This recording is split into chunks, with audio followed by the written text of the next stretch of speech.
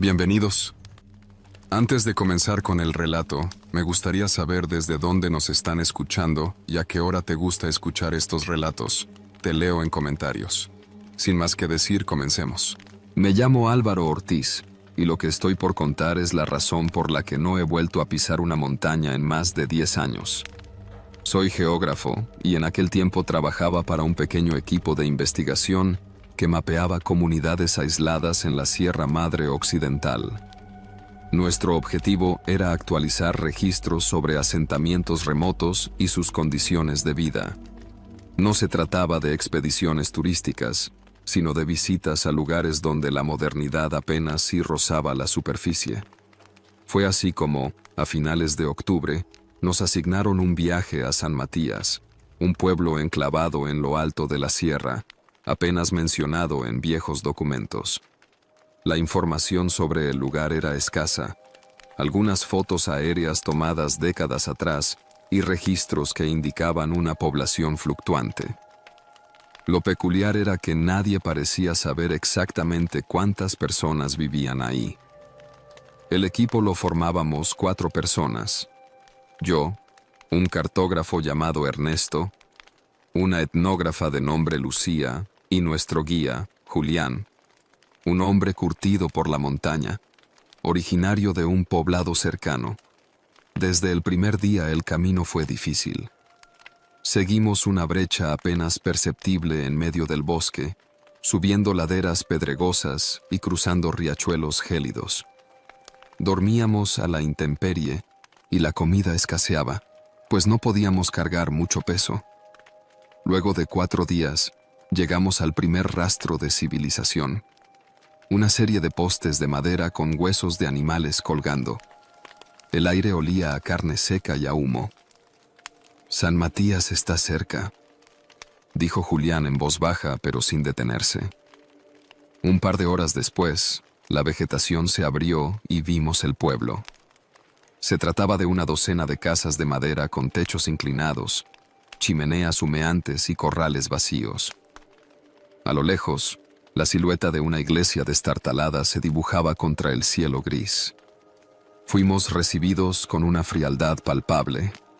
Los pocos habitantes que vimos, hombres de rostro adusto, mujeres cubiertas con rebozos oscuros y niños que espiaban desde las ventanas, apenas respondían a nuestros saludos. Fue el alcalde, un anciano de nombre Santos, quien nos permitió quedarnos. Nos alojaron en una casa vacía y nos advirtieron que el invierno llegaba temprano en San Matías. «Cuando la nieve empiece a caer, no salgan», nos dijo Santos. Aquella primera noche en el pueblo fue inquietante. El viento se colaba por las rendijas de la casa y traía consigo un rumor extraño, un eco de algo que se arrastraba entre las sombras. Pero lo peor fue lo que descubrimos al día siguiente. Lucía había salido temprano a explorar cuando encontró una serie de trampas en el bosque, pero en lugar de animales atrapados, había restos humanos. Pies desmembrados, manos ennegrecidas por el frío y cráneos quebrados con marcas de dientes. Nos apresuramos a regresar al pueblo sin ser vistos. Acordamos confrontar al alcalde en cuanto anocheciera, pero al caer la tarde, todo se tornó aún más extraño.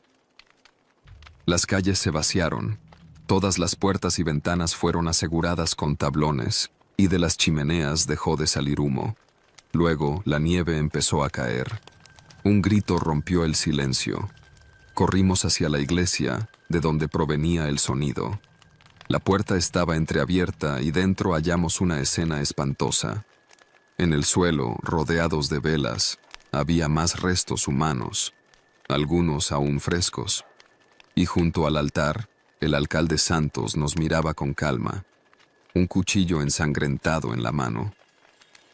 «El invierno nos lo cobra todo», dijo. No tuvimos tiempo de reaccionar. Un grupo de aldeanos entró tras nosotros, cerrando la puerta. Nos rodearon sin decir palabra. «Aquí, cuando la nieve cae, dejamos de ser hombres», continuó Santos. «Nos volvemos lobos». Comprendí entonces la verdad. San Matías no solo era remoto, Era un pueblo que sobrevivía al invierno de la peor forma posible. La carne humana era su alimento. Julián reaccionó primero, empujando a 2 hombres para abrirnos paso. Corrimos sin mirar atrás. Oímos los gritos de Lucía cuando cayó, pero no pudimos ayudarla. El frío quemaba nuestros pulmones, pero seguimos corriendo. No sé cómo logramos escapar. Ernesto murió en el camino de regreso, su cuerpo congelado antes de llegar a la primera comunidad segura. Julián y yo fuimos rescatados días después por un grupo de leñadores. Nunca denunciamos lo ocurrido. ¿A quién le habríamos dicho? ¿Quién nos habría creído? A veces sueño con San Matías. En mis pesadillas, la nieve siempre cae y los lobos caminan erguidos sobre 2 patas, con ojos humanos y bocas ansiosas. Regresé a la ciudad con el cuerpo destrozado por el frío y el alma aún más herida. Durante meses tuve fiebre, pesadillas y episodios de ansiedad que los médicos llamaron estrés postraumático. En mi mente, las imágenes de Lucía siendo arrastrada, el rostro inexpresivo de Santos y la sensación de ser cazado en la nieve no me dejaban en paz. Julián se fue a su pueblo en cuanto nos recuperamos lo suficiente para viajar. No volví a saber de él. Yo, en cambio, traté de retomar mi vida en la ciudad, pero la normalidad nunca volvió. El tiempo pasó y, aunque hice todo por olvidarlo, algo dentro de mí no me dejó en paz. ¿Cómo había sobrevivido San Matías tantos años sin ser descubierto? ¿De dónde venía esa práctica? ¿Era un secreto guardado por generaciones? No me atrevía a denunciarlo. Sin pruebas ni cuerpos, me tomarían por loco. Además, si la justicia llegaba a esas montañas, seguramente los habitantes ya habrían desaparecido sin dejar rastro. Pero la duda creció con los años, hasta que tomé una decisión. No iba a regresar al pueblo, pero sí a investigar su historia. Fui a archivos históricos, bibliotecas y registros de viejas expediciones. San Matías casi no existía en papel. Algunos mapas antiguos mencionaban un asentamiento en esa zona, pero sin detalles. Lo más cercano que encontré fueron reportes de la Revolución Mexicana, que hablaban de pequeños pueblos que se refugiaron en la sierra para escapar del conflicto y quedaron aislados por generaciones. Pero fue en un archivo eclesiástico donde encontré algo que me heló la sangre. En un documento de 1923, un sacerdote de una misión cercana describía la visita a un pueblo de montaña donde los hombres desaparecen con la nieve y regresan con la primavera, más delgados, pero con la barriga llena. Otro reporte de 1898 hablaba de viajeros perdidos en la sierra, cuyos cuerpos jamás fueron encontrados.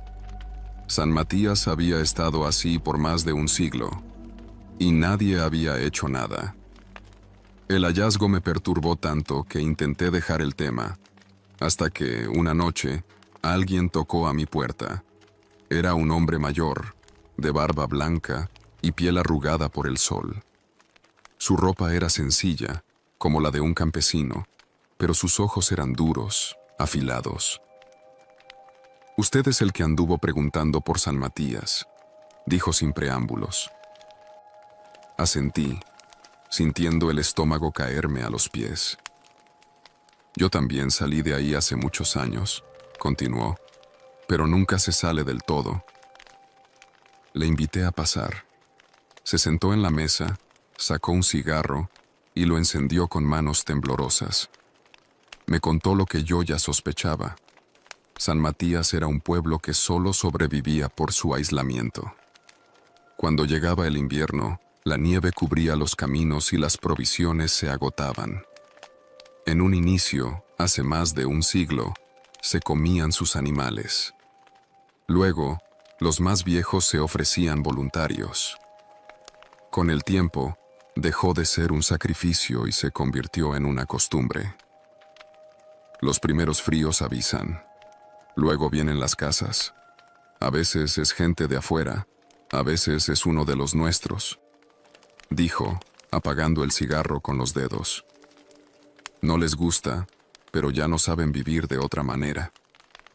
Le pregunté por qué había salido. Porque un día me tocó a mí.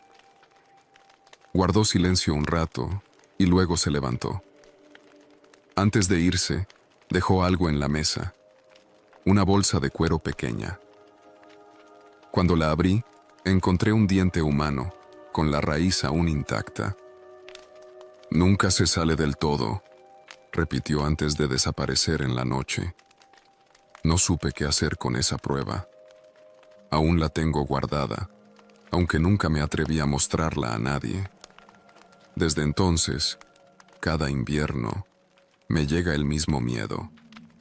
Porque sé que, en algún rincón de la sierra, bajo la nieve y el viento helado, hay un pueblo que sigue esperando la próxima casa.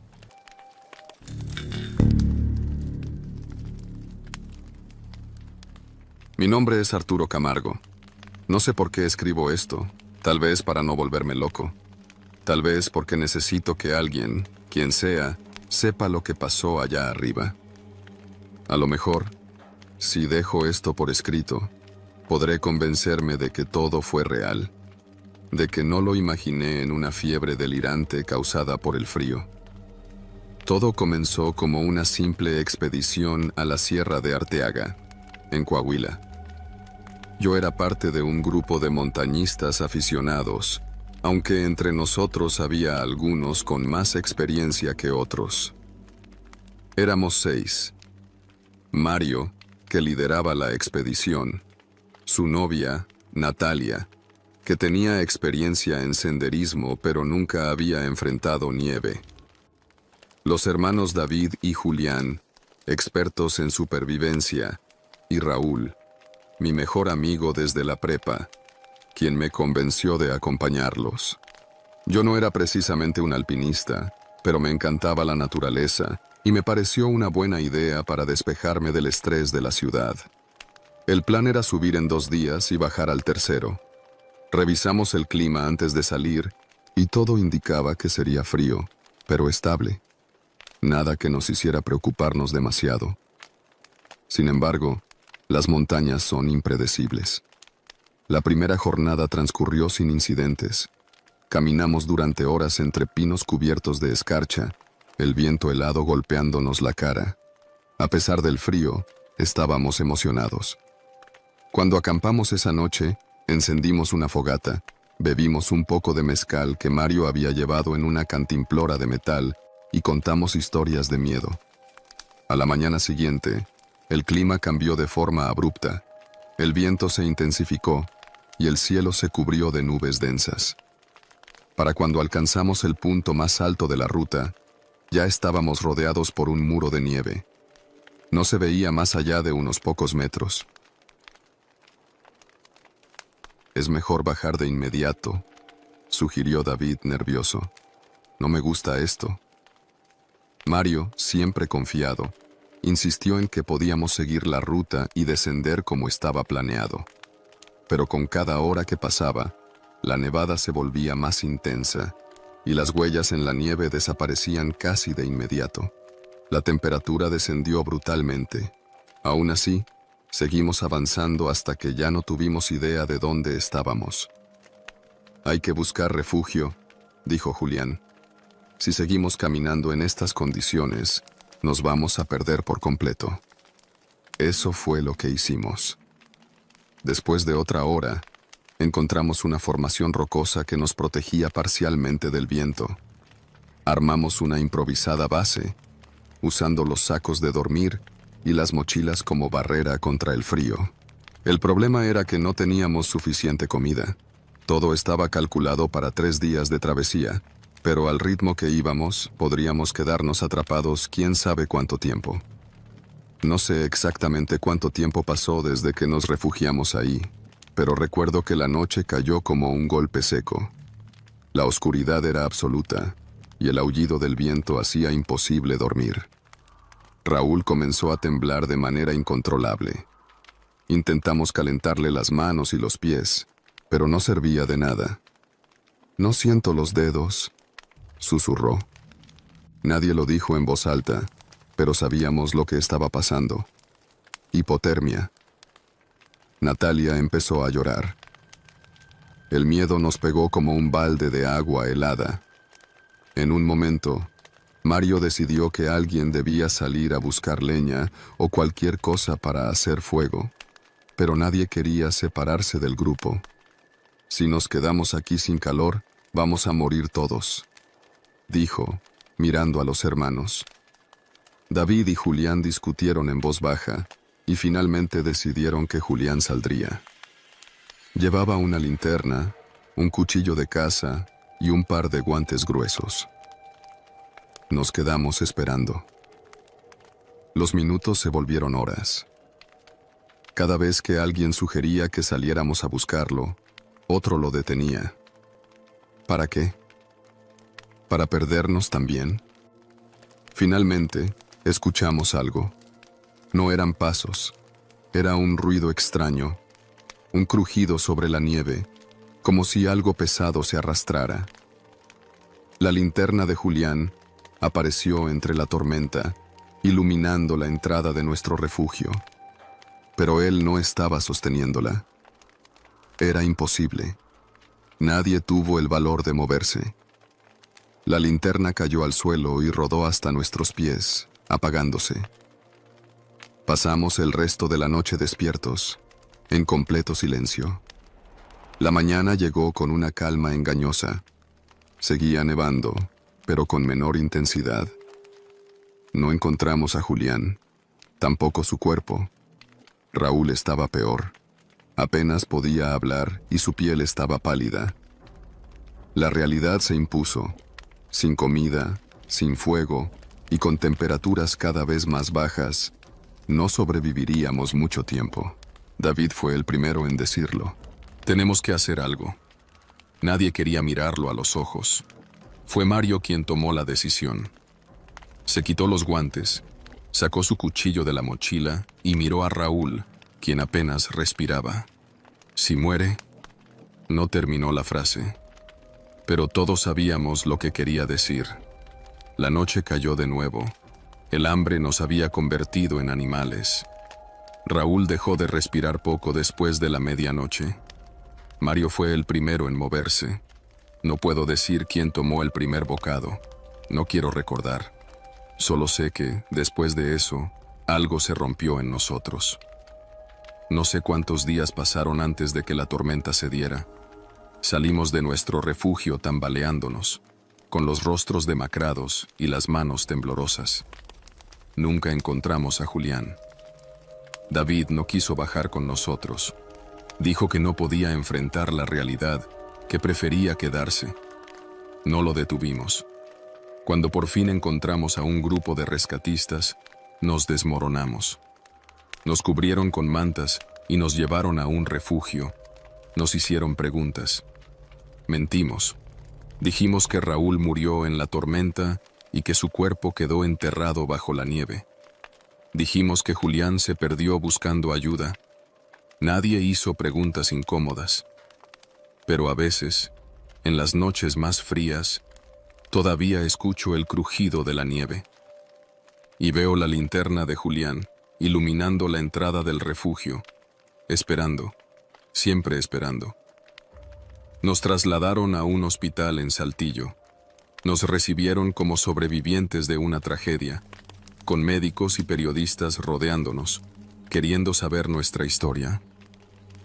¿Cómo lograron soportar el frío?, preguntó un doctor mientras revisaba mis pies en busca de signos de congelación.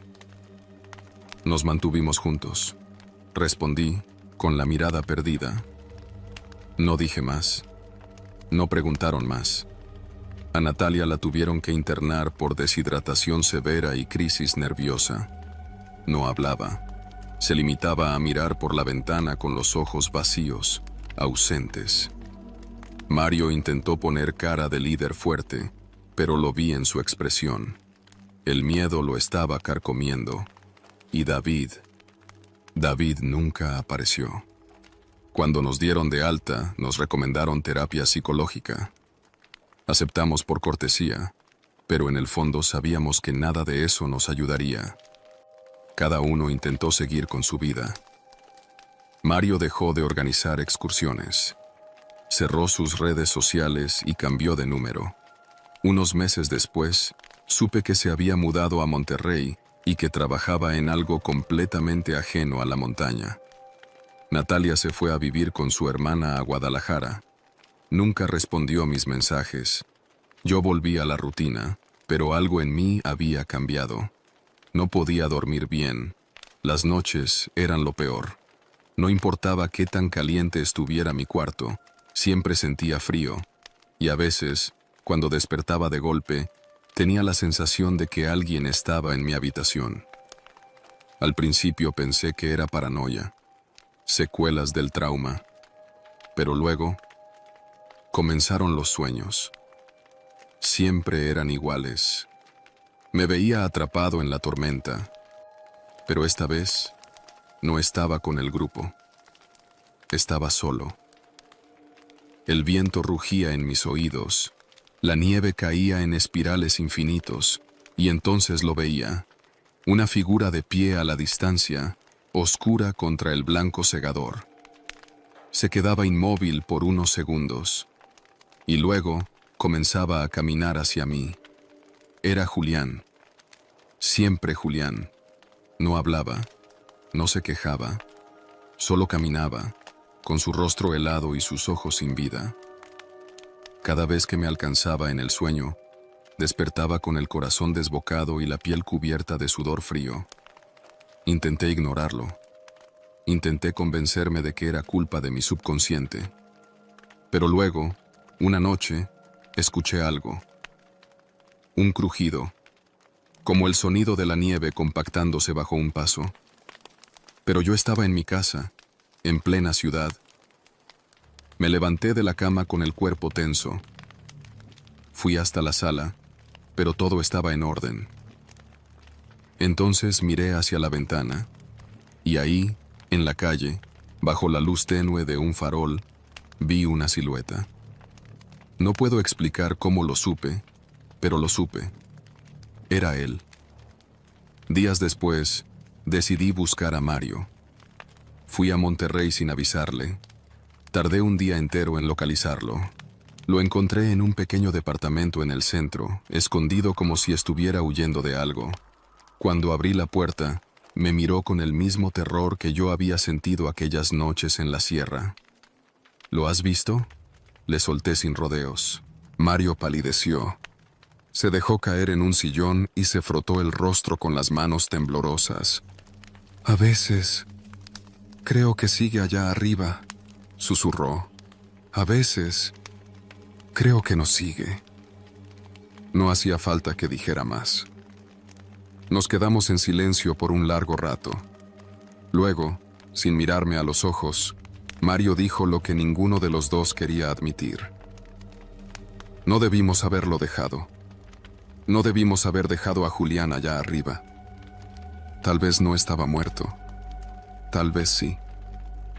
Pero lo abandonamos en medio de la tormenta sin siquiera intentar buscarlo. Y ahora él nos estaba buscando a nosotros. Volví a casa con una sola idea en la cabeza: regresar a la montaña. No le dije a nadie.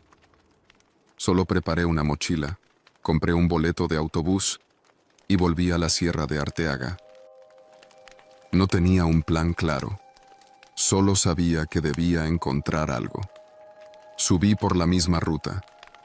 Era más difícil estando solo, pero seguí adelante. Cuando la nieve comenzó a caer de nuevo, supe que estaba cerca. Y entonces, al anochecer, lo vi.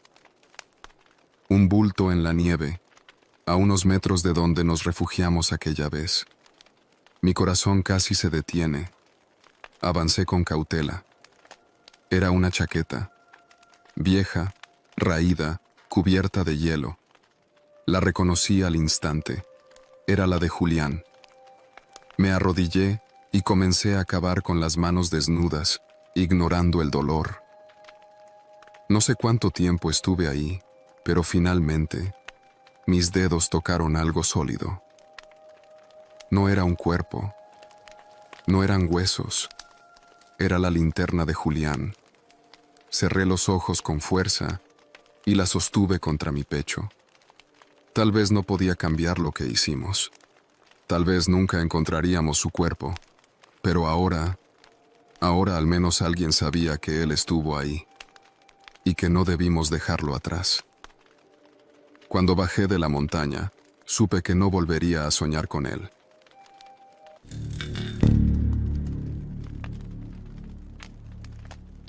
Me llamo Ramiro Castillo. Llevo 20 años manejando tráileres por todo México y Estados Unidos.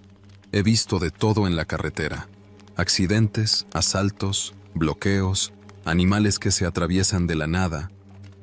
Pero lo que me pasó aquella madrugada en la Sierra de Arteaga, en Coahuila, es algo que no puedo explicar del todo.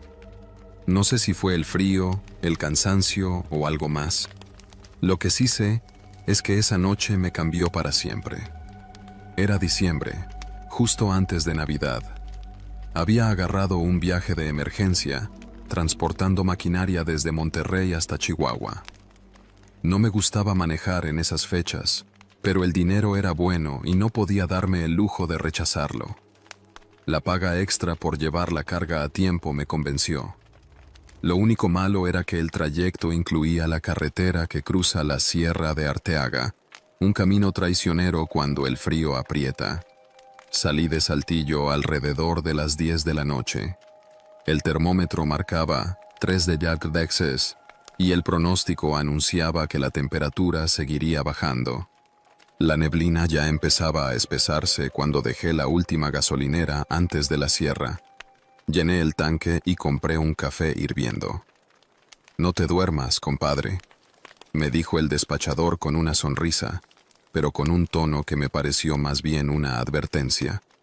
Pasé el último tramo con señal y llamé a mi esposa, como siempre lo hacía antes de entrar a zonas complicadas. «Maneja con cuidado, mi amor», me dijo. Le prometí que llegaría bien y colgué. Después de eso, la señal desapareció. A medida que avanzaba por la sierra, la neblina se hacía más densa. La carretera era un resbaladero de puro hielo. Tenía que ir a menos de 40 km/h para no perder el control. Cualquier error y me iría al barranco. Encendí las luces antiniebla, pero apenas iluminaban un par de metros adelante. Lo único que veía era una pared blanca y los árboles oscuros a los lados del camino. Llevaba la radio prendida para no sentirme tan solo, pero en un punto comenzó a hacer interferencia. Primero pensé que era normal por la zona, pero entonces la estática se convirtió en un ruido extraño, como si alguien susurrara. Bajé el volumen y me concentré en el camino. No quería sugestionarme, pero entonces, en el retrovisor, me pareció ver algo entre la neblina. Algo que se movía. No podía ser un auto. No había visto luces detrás de mí en kilómetros. Pensé que tal vez era un reflejo, pero el sudor frío empezó a formarse en mi frente. Respiré hondo y seguí. Tenía que llegar al otro lado de la sierra antes del amanecer. Media hora después, el frío ya era insoportable. A pesar de la calefacción, mis manos se sentían rígidas sobre el volante. La neblina seguía cerrada y la carretera parecía cada vez más angosta. Fue entonces cuando lo vi de nuevo. A un costado del camino, entre los árboles cubiertos de escarcha, algo se movía a mi misma velocidad. Pisé el freno suavemente y el tráiler chirrió sobre el hielo.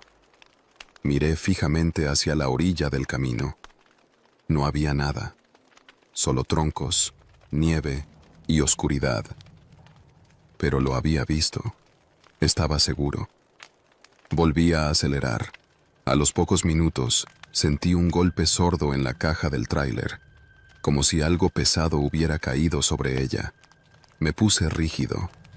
Miré los espejos laterales, pero la neblina lo cubría todo. «Es un animal», me dije en voz alta. Un venado, un perro, algo. Pero algo dentro de mí sabía que no era así. Seguí avanzando, tratando de ignorar lo que acababa de pasar, pero entonces el tráiler empezó a perder potencia. El pedal del acelerador se sentía más pesado. No puede ser. Miré el tablero. Todo estaba en orden, no había ninguna alerta. Y luego, otro golpe. Esta vez más fuerte.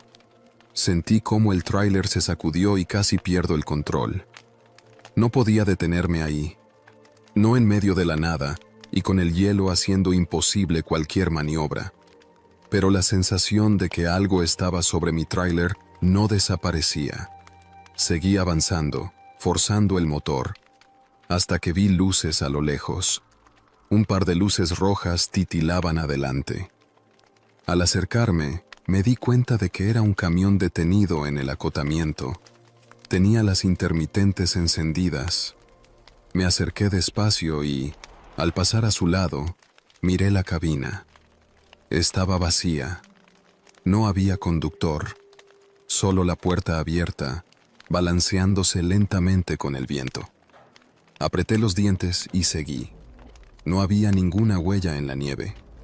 Nadie había bajado de ese tráiler. Ya faltaba poco para salir de la sierra. Me repetía que solo era el frío jugándome una mala pasada, que el cansancio me estaba haciendo ver cosas. Pero entonces, la radio volvió a sonar. Un ruido entrecortado. Subí el volumen. Entre la estática, una voz surgió. «Para». No era una transmisión cualquiera. No era una señal perdida. Era una voz, clara y directa. Y lo peor es que venía de mi radio CB, el que solo funciona con otros tráileres cercanos. Pero yo estaba solo en la carretera. «Para». Entonces, sentí un peso en la cabina, como si algo invisible acabara de entrar conmigo. No miré el retrovisor. No quise mirar. Solo apreté los dientes y aceleré.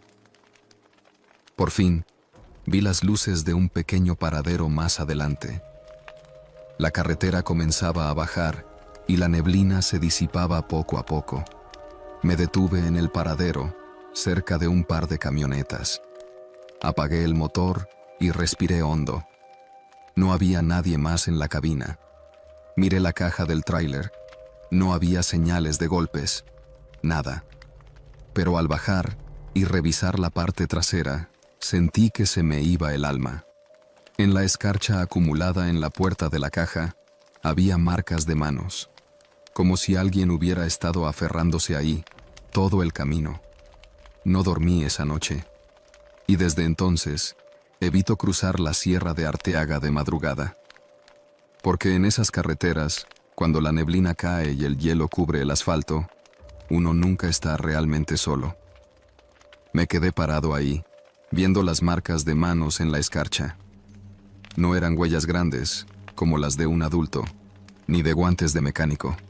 Eran pequeñas, delgadas, como si un niño hubiera estado aferrado a la puerta trasera de la caja durante kilómetros. Me restregué los ojos, intentando encontrarle una explicación lógica. Tal vez era solo un patrón extraño en la escarcha, una coincidencia. Tal vez el hielo se había formado de manera irregular y mi cansancio me hacía ver cosas. Pero no, porque cuando acerqué la mano para tocar una de esas huellas, la escarcha comenzó a derretirse, como si aún estuviera caliente. Me eché hacia atrás de inmediato, sintiendo un escalofrío que nada tenía que ver con el frío de la madrugada. Detrás de mí, un par de camionetas estaban estacionadas con los motores encendidos. Unos hombres tomaban café junto a una fogata improvisada. Se veían curtidos, como si fueran cazadores o leñadores.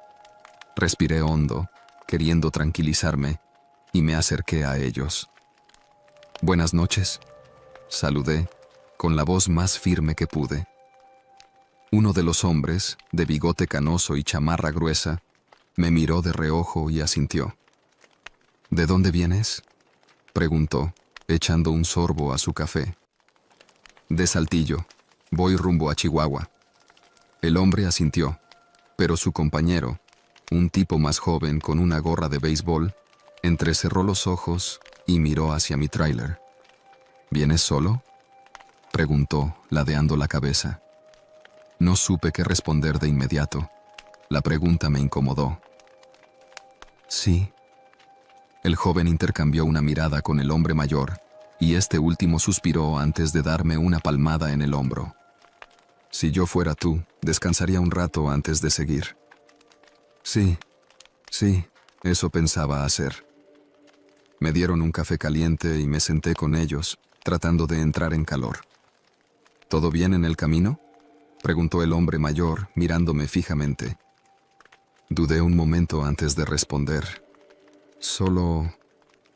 La neblina está cabrona, dije, tratando de sonar casual. El hombre sonrió apenas, pero no dijo nada más. Después de unos minutos de silencio, decidí ir al baño del paradero. Me lavé la cara con agua helada, intentando despejarme. Cuando regresé al tráiler, las marcas de manos ya no estaban, pero algo dentro de mí me decía que no habían sido mi imaginación. Antes de irme, el hombre mayor me llamó. «Cuídate en la bajada», me dijo. «Es el tramo más traicionero de la sierra». «Lo sé», respondí, sintiendo que había algo más que quería decirme. El hombre dudó un segundo, pero luego bajó la voz. «Hace años, antes de que arreglaran este camino, hubo un accidente aquí arriba. Un tráiler se quedó sin frenos en la bajada y se fue al barranco. ¿Murió el conductor? Él sí, pero no iba solo. Me quedé helado. Dicen que llevaba a su hijo con él. Un niño de unos 8 o 9 años. No debía estar ahí, pero el conductor no tenía con quién dejarlo y lo llevó en la cabina. El hombre hizo una pausa antes de continuar. Cuando encontraron los restos del tráiler, solo hallaron el cuerpo del conductor. Nunca encontraron al niño. Sentí un nudo en la garganta. ¿Y qué creen que pasó? El hombre se encogió de hombros. Algunos dicen que el niño sobrevivió y se perdió en la nieve. Otros dicen que aún sigue en la carretera, tratando de sujetarse de algún tráiler para salir de la sierra. Lo miré fijamente, esperando una risa, una señal de que estaba bromeando. Pero su rostro estaba serio. El joven con la gorra me miró de reojo.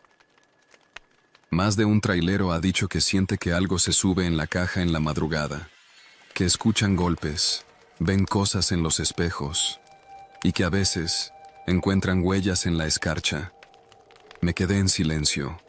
No dije nada, solo me levanté, les di las gracias y regresé al tráiler.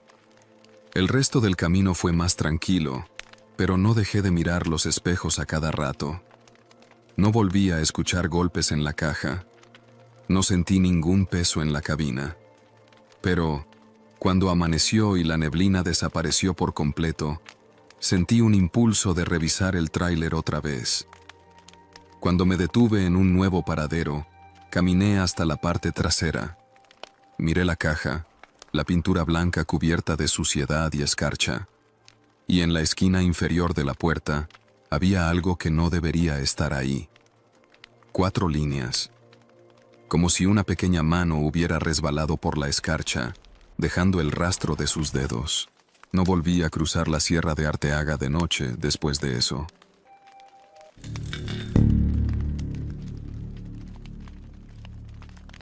Me llamo Andrés Figueroa y durante 5 años trabajé como velador en El Mirador, un hotel de montaña enclavado en la Sierra de Durango, en la región de los Espinazos del Diablo. No era un hotel de lujo ni nada parecido, más bien un sitio modesto que recibía a turistas aventureros, cazadores y familias que querían desconectarse del mundo por unos días. Mi trabajo era sencillo: hacer rondines nocturnos, atender cualquier emergencia y vigilar que nadie se metiera en problemas. La paga no era mucha, pero la soledad del bosque y el aire frío me gustaban. Además, en temporada baja, Pasaba noches enteras sin ver a un solo huésped, pero hubo una noche que nunca olvidaré. Era diciembre y el hotel estaba prácticamente vacío. Solo había un huésped, un hombre llamado Emiliano. No era un cliente común. Llegó en un viejo sedán, sin reserva previa, y pagó en efectivo. Dijo que solo estaría una noche, que venía a desconectarse. El clima ya estaba complicado cuando llegó, pero en la madrugada todo se puso peor. Una tormenta de nieve cayó sobre la sierra con una furia que no había visto en años. Aisló completamente el hotel. Las carreteras desaparecieron bajo la nieve, las líneas telefónicas murieron y el internet satelital dejó de funcionar. Era solo yo, el huésped y el frío. A las 3 de la madrugada, en uno de mis rondines, pasé por la recepción y vi a Emiliano de pie frente a la ventana, mirando la nevada. No se movía. No reaccionó cuando pasé detrás de él. Apenas respiraba. Se puso feo el clima, ¿verdad? Dije para romper el silencio. Nada. Me acerqué un poco. Sus ojos estaban clavados en la oscuridad del bosque, sin parpadear. Señor, ¿necesita algo? Entonces, sin voltear, dijo en voz baja. Está muy oscuro allá afuera. Me incomodó la forma en que lo dijo. No sonó como una observación casual. Parecía algo más. Sí, y con la nevada será difícil salir mañana. Tal vez deba quedarse otra noche. No respondió. Solo giró lentamente la cabeza hacia mí y sonrió. Una sonrisa tensa, forzada, con los labios apenas abiertos. No dije nada más y me fui. A las 5 de la mañana, cuando volví a pasar por recepción, Emiliano ya no estaba ahí. Subí a revisar su habitación y la puerta estaba entreabierta. No estaba adentro. Me preocupé. Salí con una linterna y abrí la puerta principal del hotel. La nieve cubría todo, pero había huellas frescas que iban hacia el bosque. Pensé que tal vez el hombre había salido en medio de la tormenta. Eso era una locura. Pero, ¿qué otra explicación había? Tomé una chamarra gruesa y lo seguí. Las huellas avanzaban entre los árboles, pero después de unos metros, dejaron de ser solo un par. Ahora había otras más pequeñas a su lado, como si alguien más hubiera estado caminando con él. Mi corazón empezó a latir más fuerte. Seguí adelante, alumbrando con la linterna, pero no vi nada más. Las huellas se perdían en la nieve. Decidí regresar. Cuando volví al hotel, noté algo extraño en la recepción. Sobre el mostrador de madera había una hoja con un dibujo a lápiz. No estaba ahí antes. Lo tomé con las manos heladas. Era una silueta humana de pie en medio de los árboles, con el cuerpo negro y alargado. Junto a ella, una figura más pequeña, como un niño. Mi estómago se revolvió. Subí de inmediato a revisar la habitación de Emiliano. Seguía vacía. Algo no estaba bien. A las 6 de la mañana, cuando el sol comenzaba a aclarar el cielo nublado, escuché pasos pesados en la entrada. Era Emiliano. Entró cubierto de nieve, con los ojos rojos y la piel pálida. No tenía abrigo. ¿Dónde estuvo?, le pregunté, tratando de no sonar nervioso. Me miró con una expresión vacía. No respondió. ¿Se encuentra bien? Tardó varios segundos en reaccionar. Luego sonrió de nuevo. Sí, solo quería ver algo. Se sacudió la nieve de los hombros y subió a su habitación. No intenté detenerlo. Durante la mañana, traté de despejar la entrada del hotel con una pala. La tormenta había sido brutal, pero con suerte, en un par de días, las máquinas quitanieves llegarían. A la 1 de la tarde, fui a tocar la puerta de Emiliano para avisarle que, si quería salir, tendría que esperar. Nadie respondió. Toqué de nuevo. Silencio.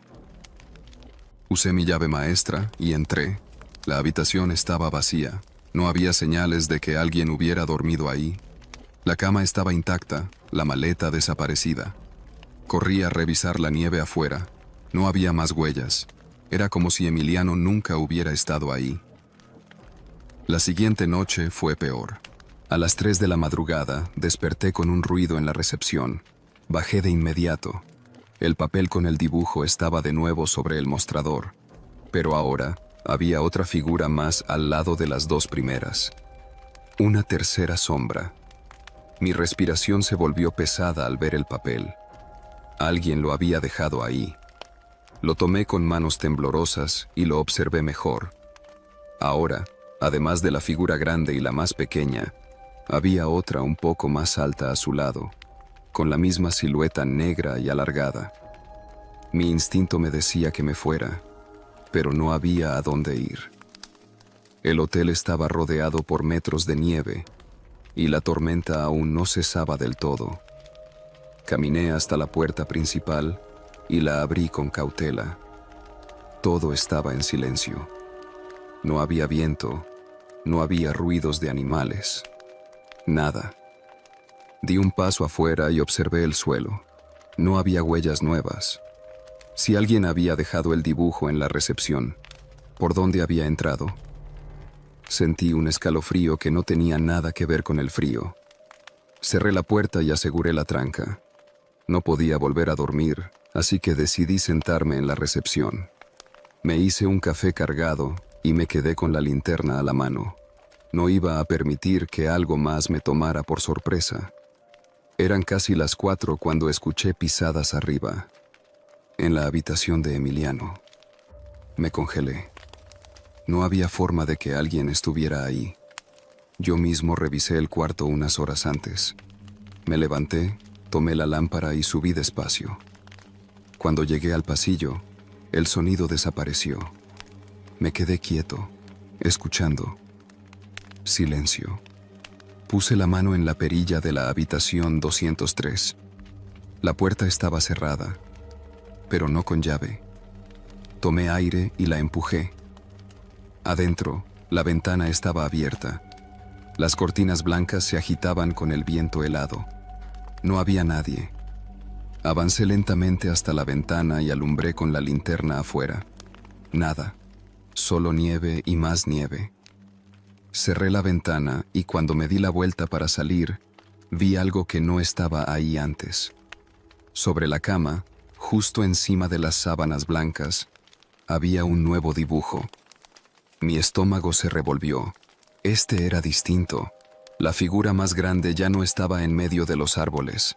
Ahora estaba dentro de un edificio, de pie en un pasillo con puertas a los lados, exactamente como el pasillo del hotel. Mi pulso se aceleró. Salí de la habitación y miré a los lados.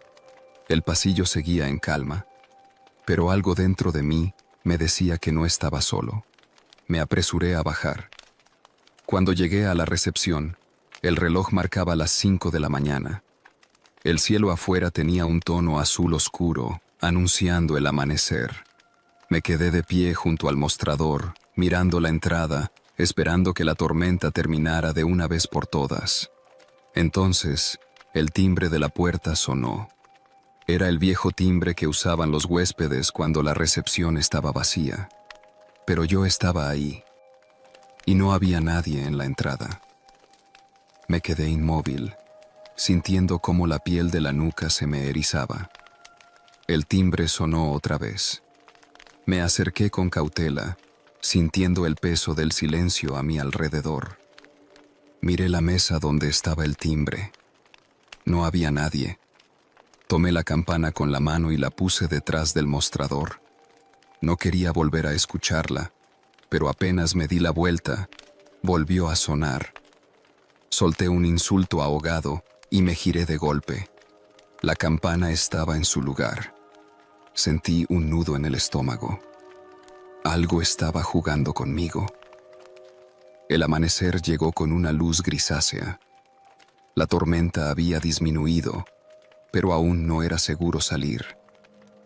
Me repetí a mí mismo que en cualquier momento llegaría ayuda, que solo tenía que aguantar unas horas más.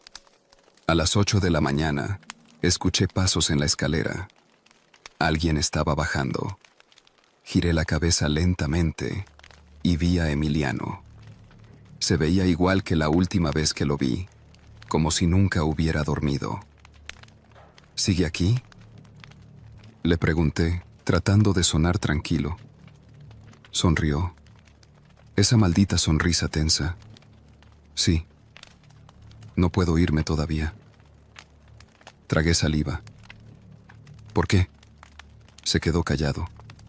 Luego dijo, con la misma voz pausada: porque aún falta alguien. No me gustó cómo lo dijo. Emiliano caminó hasta la puerta y la abrió.